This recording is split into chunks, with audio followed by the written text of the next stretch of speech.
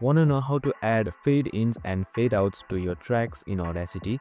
Well, no worries. In this video, I'm going to show you an easy step-by-step guide on how you can do it.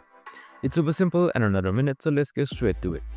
Now, first things first, simply open up your Audacity application and just simply import any audio file that you like.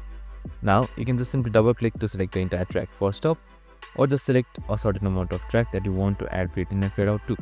So I've selected the entire track first up, and here you should be seeing effect on top navigation bar right here. Just select it and sort of for fading. So it should be right below volume and compression. So you can just simply hover on it, and here you should be seeing various fades. So since we want to add fade ins and fade out, here you can see fade in first up. Just simply select it. Once you select fade in, your fade in should be applied to the starting of your track, just like this right here. And that's it. Super simple and easy. What I'd suggest is to just simply select a certain part of the track, just like this right here, and then start adding fade in. So just simply towards effect, fading, and then select fade in right here, and you should be good to go. And that's it. That's how you easily add fade in. I hope this video helped. If it did, make sure to like, subscribe, and tune in with us for more of these videos.